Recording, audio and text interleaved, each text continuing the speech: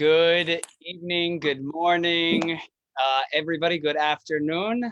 Buonasera, signore. Ciao, ciao, amici. Everybody joining us today from around the world. This is Raymond James Irwin, your Chief Champagne Officer of Fizz Champagne Bubbles Bar and Club.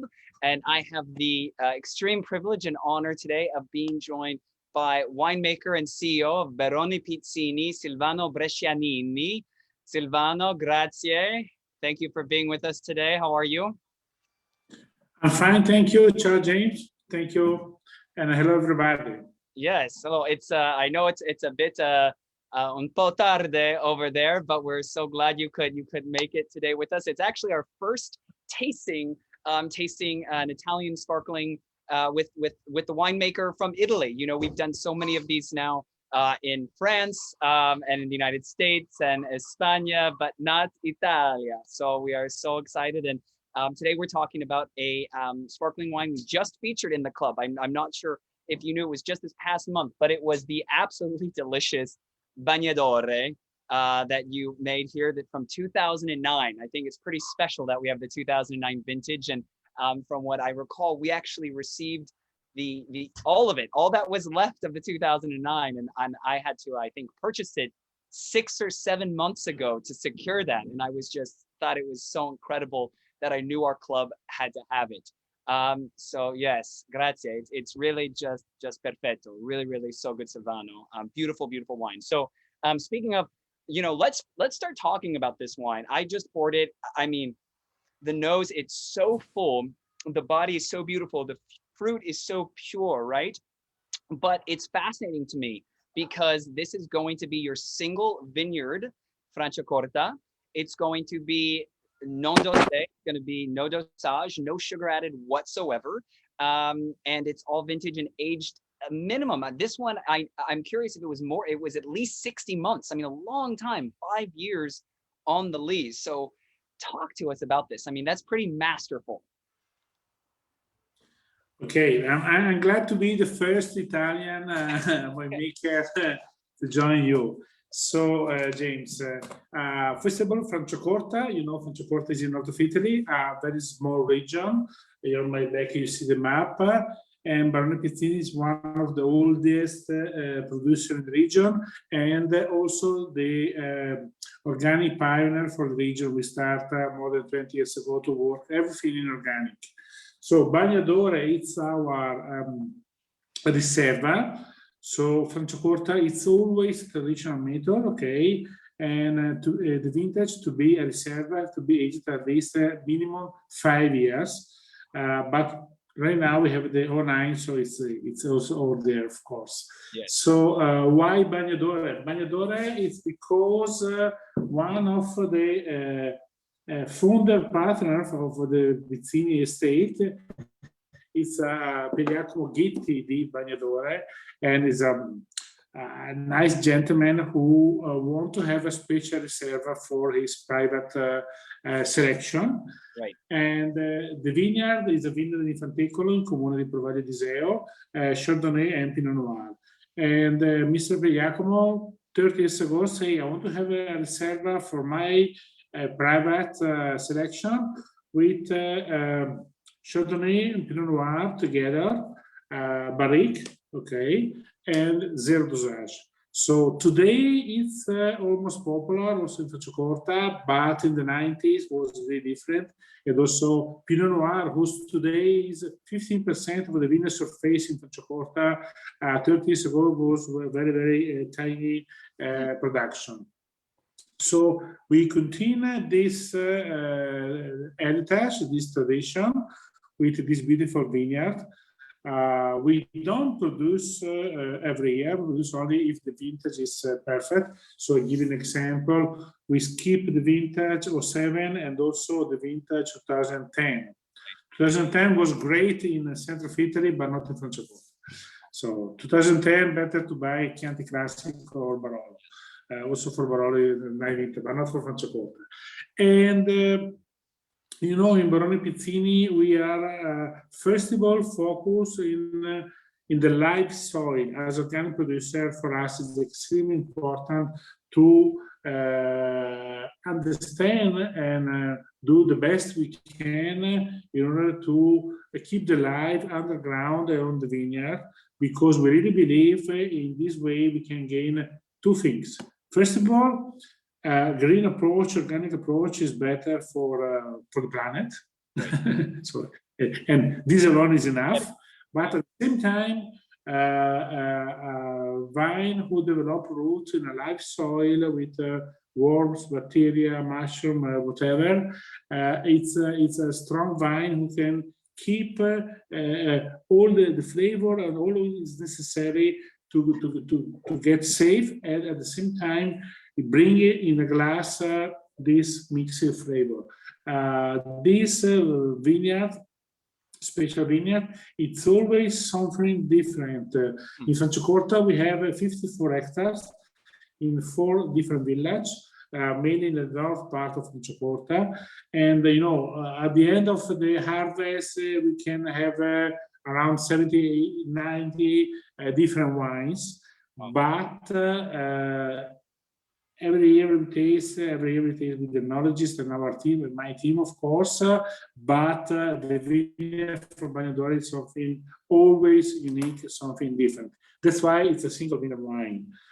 Right. And that's why we love to present on the market after 8 to 9 years of the vintage. And because it's a big challenge, you know, Franciacorta is a young region, and we focus in order to have a wine with quality, fresh, clean, at the same time complex. But it's extremely important to also have a wine who can age very, very well. Yeah. And you know, today we have the 09, and I think it's not oxidized, it's not old. It's a wine can stay in the cellar for years. Oh yeah, I told people have loved this wine. So we've been pouring it for our club members, you know, when they're coming to pick it up, and they're buying so many more bottles. I mean, we had to throw some on ice last night. We had club members coming in wanting to drink it right then. And I said, well, save a bottle for tomorrow. We'll be speaking with Silvano. But it's so beautiful. And that's what I love. You know, it has this incredible age. I think the nose, you get these beautiful honey, white flower, just purity. But it's still so fresh. It's so lifted. And, you know, what I love is I think you can really get the sense of place, the sense of the single vineyard, the sense of, you know, the terroir. So kind of speak to the soil here, because I know it's a very specific type of soil that this is on. Yes, I have also the map. You know, the main characteristic of the region, voilà. The main characteristic of the region is the soil is mainly morenic. Right. We have here, let me do this, okay. This is the sediment left from the last ice age, from the mountains. So rocky soil, stone, sand arrived from the Alps, and the ice left here, and we have this circle of hills, okay. Mm-hmm. And Barone Pizzini is here in the north, and the vineyard of Bagnadore is here. So this soil is a soil extremely poor. And but you know, it's when the vine have a poor soil, have to fight to find something to survive, and the result will be unbelievable. But at the same time, in this particular position, it's in the middle of 2 hills, okay, and it is a freshness because. It's important, the soil, of course, but at the same time, the position. Yeah. We have the sun, but the fresh wind who arrives from the Alps, okay, brings freshness. Very nice difference of temperature between night and day, and this fresh night keep freshness and acidity. Also, we normally harvest in Franciacorta Chardonnay in the middle of August. But in my experience, with the last, my first harvest in Barone Pizzini was 94. The vineyard of Roccolo, where we do the Bagnadore, it's always one of the late harvests we do. Just because, not because it's overripe, because we are looking for the perfect ripeness, but because the ripeness we have in this particular position is normally 10-15 days later than where we have the winery, which is just 15 minutes, 8 kilometers. So position, lucky position, and you know we don't have to do a lot of work in the winery. The key point is the vineyard, and since we cut the grape and we bring to the cellar, everything we have to do is to lose less is possible. We have to take a picture of the quality we have in the vineyard and bring in the glass and enjoy even 11 years or 12 years later and so on.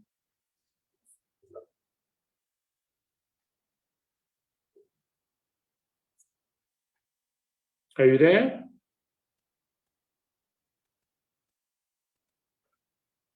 James?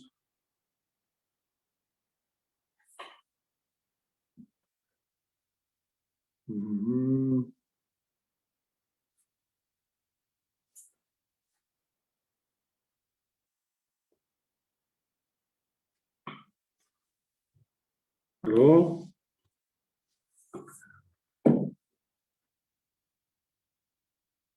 James?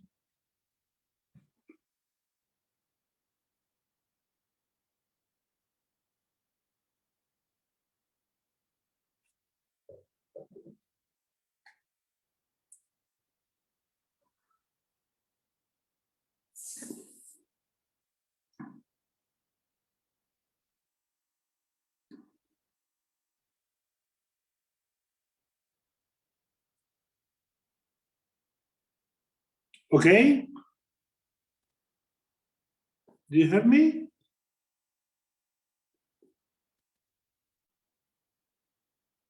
Are you there? Can you hear me there, Silvano? Yeah, now it's okay. Ciao. Okay, we somehow got disconnected. My apologies. I'm on my phone, so hopefully it looks like we're still live on Facebook. Mi dispiace ancora. Allora, No worries. But we were saying just how important it is that you're so focused in the vineyards, that I think a lot of the times people are trying to make up for the lack of the quality of the vines, of the grapes in the cellars. And really what you all are focused on is just a singular kind of perfection in the vineyards and trying to do as little as possible in the cellars to just showcase what you have. È vero? Absolutely. Also, we do only dry farming. We don't have irrigation here, and it's not easy. But the focus is to keep the vine to find itself everything to survive, even the water. Yep. And some vintages are difficult, but strong vine means more elements, more minerals from the ground, from the soil, and at the same time more personality, more character of the wine. Talk about more what the meaning is of dry farming for those listening that might not be as familiar, what that really means. Dry farming means we don't have irrigation. So for example, you know, in a dry area like California, the irrigation it's normal. Here is forbidden by law in Franciacorta, so you cannot add water to the vine, only when it's very young, because when you do a new vineyard, the vine are very small, they don't have enough to survive. If the season is very hot, you have to help. But in a vineyard like all the vineyard we have 27 vineyard now in 4 different villages in the north of Franciacorta, 54 hectares. We really believe it's working on organic. We increase the organic substance on the ground, so the soil is more rich. We keep more CO2, more carbonic, okay, and also this life keep the soil more soft and more humid, with humidity, because it's a perfect ambient for worms, bacteria, mushroom, and etc. when the season is very, very hot, and also 09 was not so dry, but it was hot, the vine have enough memory, enough energy, keep in the wood, keep underground, so we don't add water, we don't bring water to the vine. So it's this means production is lower, okay? Yeah. Because the vine find a way to balance the production, but the result is better. Yeah, and I think that's fascinating. I think a lot of, I mean, and let alone you have to do the dry farming, and then on top are doing organic. So specifically for this wine, for the Bagnatore, are you finding it because, I mean, the terroir, the climate, the vineyard is just so good that it is difficult to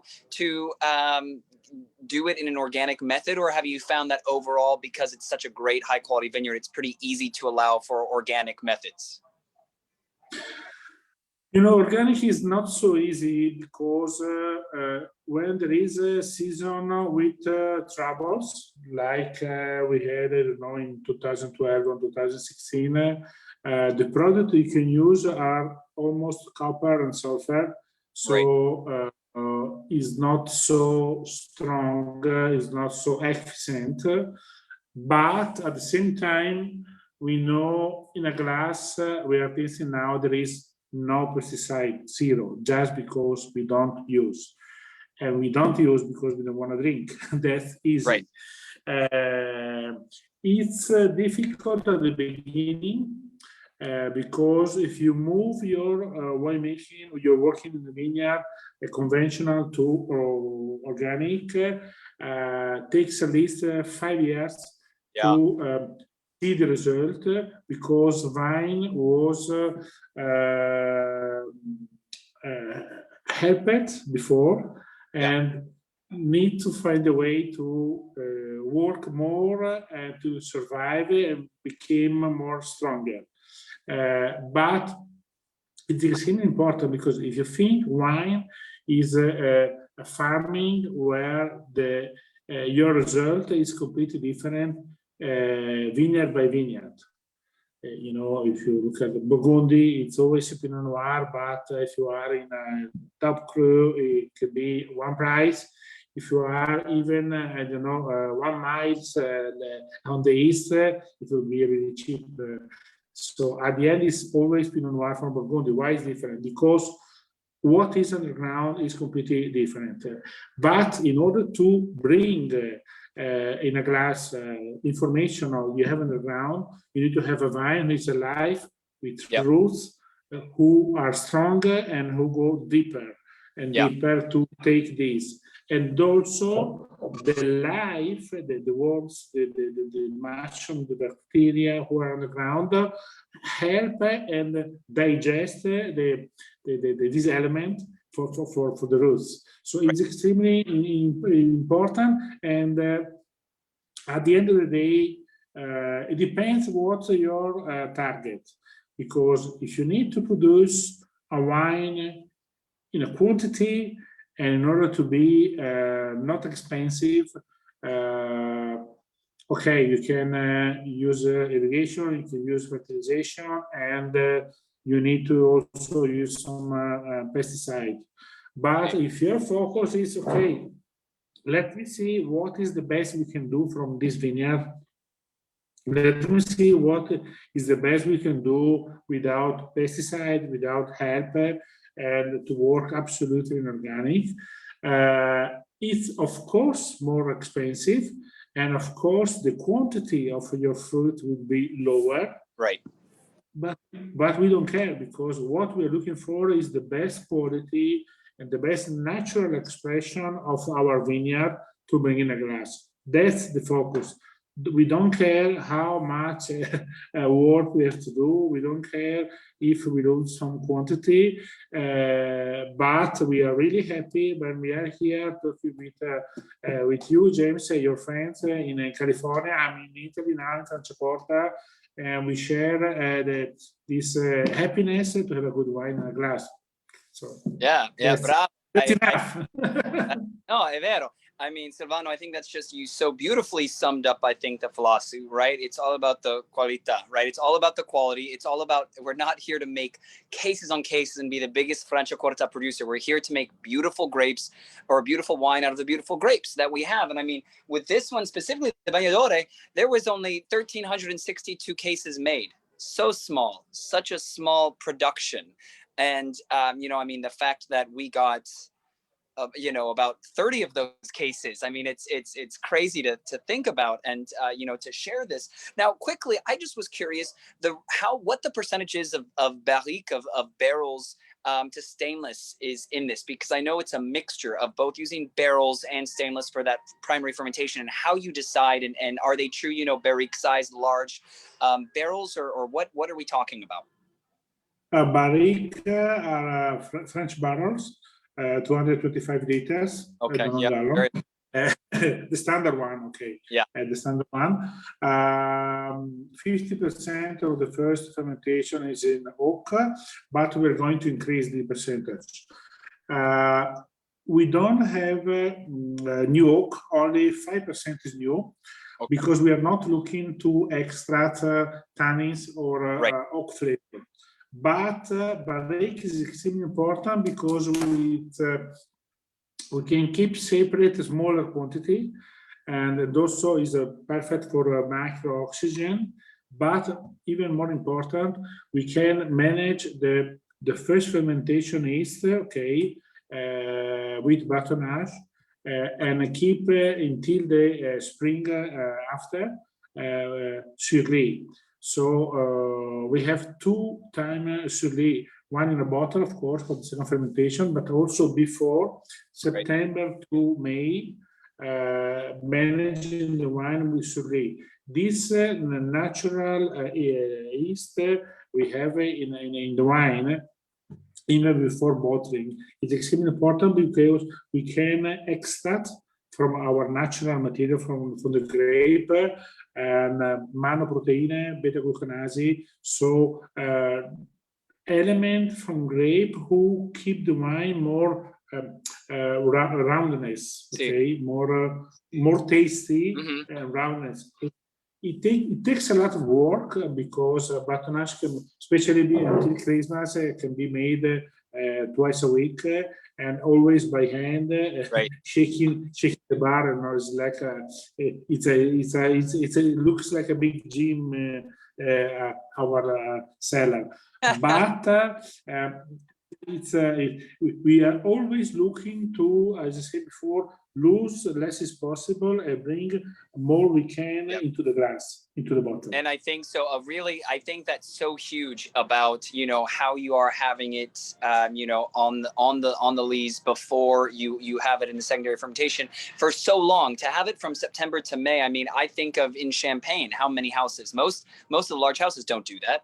Most of the middle houses, you know, they're bottling it by spring, if not earlier. And you know, the fact that you're giving it so much time, that's just adding to the complexity. It's adding to the ageability. It's adding to the roundness. And you know, I mean, that's what I love with this is you have those great techniques you want imparted with the oak, right? But you get no oak flavor. You know, you don't get any real vanilla or any of that, right? It's used oak, but you just get this lovely texture, and as you say, this kind of roundness, a little bit softening, while still this core, this tension of acidity. So how long has this wine been done with no dosage? Has this wine never seen dosage before, the Bagnatore?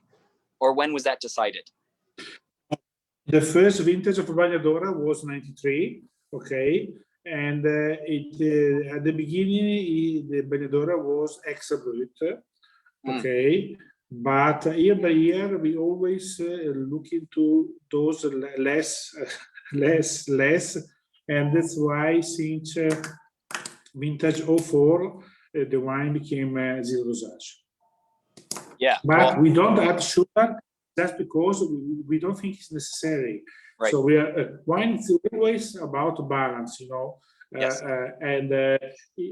For our point of view, I hope you agree, in this balance, we don't need sugar. Sí, d'accordo, I agree. I think it's definitely beautifully balanced. Now, My question, how long do you think this, if we put it in our cellars, held it well, you know, how long do you think this wine can age? Good question. Talking about sparkling wine, Metodo Classico, Franciacorta, it's always second fermentation with already disgorged.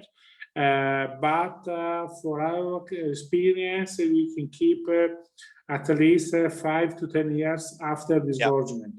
This wine was disgorged in 2016, so you can keep 5 or years in a good cellar without problem. Was now, because I noticed looking at the back, it's lovely. You all say how many cases. You say the grapes, you say the soil type, which is wonderful, but it does not say, well, maybe it does here, disgorge. Is the last 2 digits, the 16 on there, does that mean that that's when it was disgorged, the L906800216? Yeah. Yeah. So, yeah, so a long time from two. Oh, yeah. From disgorgement was 2016. Yep. So 2000, it went into the bottle in 2010 in May or so, and then it was there until 2016, a very, very long time. And like you said, it's just still fresh. So Silvano, tell us how, I mean, you've played such a huge role at Barone Pizzini. I mean, you've really overseen and overhauled so many things from the organics, non dosage, all of these different aspects. Talk a little bit about your history and background, because I think it's quite fascinating, and how you ended up at Barone Pizzini and became the winemaker and president and all of that. I born in Busco in Franciacorta, and as a child I grew up with my grandfather, who was a wine producer, and I grew up in a winery, a small winery from my grandfather. But I did the school for a restaurant. I don't know if you say restaurant school, to be a manager in a restaurant. And I grew up and I worked 12 years in a restaurant business.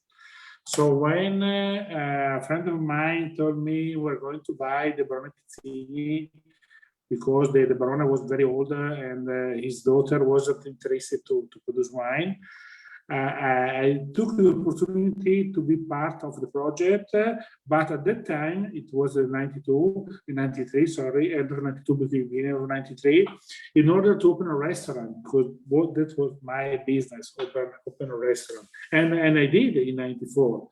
Unfortunately, the same year, 94, my friend Roberto, who was a partner and manager of Barone Pizzini, died in a car accident. He was 39. It was a tragedy. That's why I started to follow also the winemaking. It was not in the project, but the reason why today we are organic producer since there is because my approach was a consumer approach. I was also sommelier. I used to have experience in a very top restaurant in Italy. But as a consumer, I couldn't understand why we should use herbicide or pesticide to produce grape. And my complaint was why we should use these things who, even if they are legal, but are not natural. We should have a natural approach. And all my friends, all the expert professional told me, but you must use this, you cannot do different. And until a couple of years later, I meet an agronomist, Pierluigi Donna, who's a great friend of mine, and still today our agronomist, and it will be forever, I hope. And he told me, yes, it's not easy. It will be not easy, but we can avoid pesticide and herbicide. And that's why in 1998 we start with this vineyard, the vineyard of Bagnadora, working in organic, and the first year one vineyard, the second year another vineyard, and at the end in 2001, we start 100% with the European certification to work in organic. Unfortunately, this is a big problem. Even if you have certificate from Europe, we cannot use European certification in US because you have a different rules. And the crazy things, maybe you don't know, there is an agreement between Europe and US. It's called an agreement. So if you produce something organic in Europe, you can sell in US with the label organic. But only one category of product is outside this agreement, and it's wine. So I really hope the new administration will be open to discuss about this, and I'm confident this will change also because there is a complaint from the US producers, especially from California and Oregon, because I have the problem I cannot use organic certification in your country, but American producer, US producer cannot use the American certification in Europe. At the end of the day, this is very stupid, and I hope it will change in a few years. Yeah, well, I mean, it's not as if your process is any less stringent than it is here. I know that you go through tireless effort and work to have done this. I mean, it wasn't easy, it wasn't cheap, and it took a lot of time, I'm sure. And so, Silvano, you went from restaurateur, hospitality, sommelier. How did you learn the craft of winemaking? I mean, because these are such beautiful wines. I mean, these are just such beautiful, beautiful sparkling wines. How did you study that? Frankly speaking, I didn't learn. Still today, I have agronomists, enologists, and a beautiful team of young people in a winery who work with me.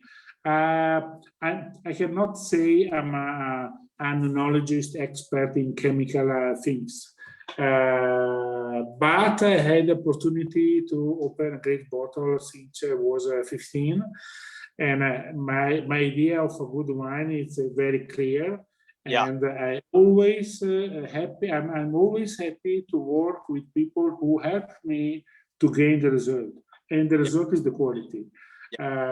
Me and my partner, we since the beginning we say, okay, this is not the business we have to take the money to survive. This is a business for the future, and still today we are still bringing money to the seller for new investment. That's not because we are crazy, but just because we really believe we can do something important. And talking with customer and friend who appreciate, they love our wines like we do right now with you. It's something very important because show us maybe we are not in the wrong direction. Right. No, I think that's wonderful. And what I hear from you and what I've read about you, Silvano, is you are the visionary and you really have this great vision for the house. And I think it's just going to continue. So lastly, what is on the horizon for Barone Pizzini? What's next? What's the next part of your vision? A big challenge we are doing still in the vineyard. It's an old local variety called Herba Mat. Right. Is a grape variety white who harvests 6 or 8 weeks later than Chardonnay. We started this project in 2008. Wow. And yeah, you know, this kind of things takes time. We cannot do it in weeks. Though, I mean, so, and this is, I imagine this is all studying this because of the results of climate change, correct? And how it's just making ripening. No, not only, because there was a study made from our region to discover the local variety. Okay. And at the end, this work made with Professor Tiglio Scienza show us was 18 local varieties. Okay. Wow. You know, in Italy we have 100 of local varieties. Right. And why a local variety disappeared? Probably because the result of the quality is not so interesting, right, or because it's harder to grow or manage, and also maybe because there is not enough sugar or too much sugar or too much acidity. Herba Mat was a variety was very difficult to ripe, extremely difficult to grow, and with very low sugar and high acidity. but it's a perfect characteristic, also very poor in polyphenol for Franciacorta wines. Yeah. So that's why we want to take this challenge, which still today is a big challenge. But another information very important we had about this grape was a book written 5 centuries ago in 1565 from an agronomist, Agostino Gallo, who write about this variety in Brescia. So for sure, we know this variety was already present in the region in 1565. And you know, you are American, 1565 is a long time. It didn't exist. It's a long time, yeah. And that's why we start. And finally, in 2017, this variety became legal for in a small quantity, less than 10% for the Franciacorta. Okay. So in the bottle are sleeping in the cellar, and not tomorrow morning, but in probably next year, you will see our first bottle of Franciacorta with Herbamat, also US market. And do you see that the governing body will allow it to become more than 10%, or perhaps at one time you might be able to make 100%, or have you experimented with the 100%? Yeah. Of course, we experiment 100%, but you know, it's another variety. It's not Chardonnay, it's not Pinot Noir, and it's something pretty different. 10% today is in order to improve the personality of Franciacorta, but not too much. And also, you know, not everybody agree this variety is so interesting, but you know, always when there is something new, there is someone who like it, someone who are scared, because when something is new is different, and it's not so clear for everybody. I really believe this variety will be interesting for our future. The information we have today are very interesting for my personal point of view, also for my team. What we don't know is how a bottle aging after 10 years or 15 years can show. This is something we will learn in the future. What's happened? Is no light? Okay, right now. We got it. And we need to wait and attend to see how during the aging, 5, 10, 15 years, this variety show. But I'm really confident that, but this is my big challenge now. So I took my first 20 years for organic, and right now the challenge today is for Herbamat. I already did 12 years, so the next 8 to 10 years is to understand this project and the result. I hope when you will have the opportunity to try, you will let me know your opinion. Yes. Well, no, wonderful. I mean, I think that's so wonderful to hear just the vision that you have, the vision that Barone Pizzini has, and you're going forward in winemaking. So really, it's been such a pleasure to be with you today, Silvano, and thank you so much for your time. We look forward to seeing you in Italy or in California whenever we can do that, and we look forward to seeing you in person. I hope really, really soon this nightmare of COVID will end, I hope, in a few months. Right. And for sure, we travel in California. And, but if you plan to travel to Italy, please join to visit Barone Pizzini, Franciacorta. Thank you very much. Grazie, Silvano. Thank you to everybody listening today. We will see you next time. And we do have a few bottles left, so come to Fizz. Go to fizzandsack.com or Fizz Champagne Club to get yours. Cheers. Salud. Buona serata. Ciao. Cheers. Ciao, grazie a tutti. Ciao, ciao. Ciao.